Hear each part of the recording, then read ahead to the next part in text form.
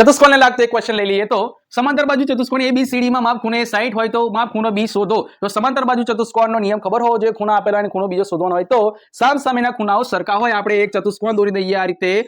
સામસામેની બાજુઓ સમાંતર હોવી જોઈએ. સમાંતર બાજુ ચતુષ્કોણ ક્યારે જ કેવું હોય તો અહીંયા નામ આપી દે A B C અને D. ABCD સળંગ છે તો આપણે એક બાજુથી લેવાનો અને સળંગ નામ આપી દેવાના. અહીંયા માપ ખૂણો A આપેલો છે 60 તો C પણ થઈ જશે 60. તો અહીંયા B અને D શોધવાનો છે. આપણે ધારી લઈએ B x છે તો D પણ x જ રહેવાનો છે. અહીંયા માપ ખૂણો A 60 આપેલો છે પણ આપણને એક નિયમ બીજો ખબર હોવો જોઈએ કે ચતુષ્કોણના ચારેય ખૂણાનો સરવાળો 360 થાય છે. તો આપણે આગળ દાખલો ગણીએ તો અહીંયા માપ ખૂણો A બરાબર માપ ખૂણો B વત્તા માપ ખૂણો C વત્તા માપ ખૂણો D બરાબર 360 છે. માપ ખૂણો A માપ ખૂણો B માપ ખૂણો C માપ ખૂણો D ચારનો સરવાળો 360 છે.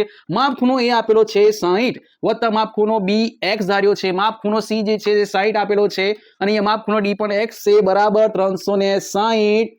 તો અહીંયા 60 વત્તા 60 120 થશે અને x વત્તા x 2x થશે બરાબર 360. હવે આ બાજુ 120 જે છે તે બરાબરની આ બાજુ પ્લસમાં છે તો પેલી બાજુ માઇનસ થઈ જશે તો 360 માઇનસ 120. તો અહીંયા જવાબ આવશે 240 બાદબાકી કરતા 2x ના 2x.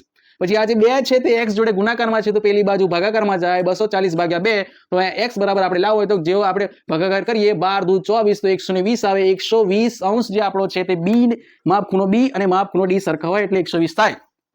હવે અહીંયા આપણને માપ ખૂણો B માંગ્યો છે તો આપણે માપ ખૂણો B આવી ગયો છે શું છે 120 એ જવાબ આવે.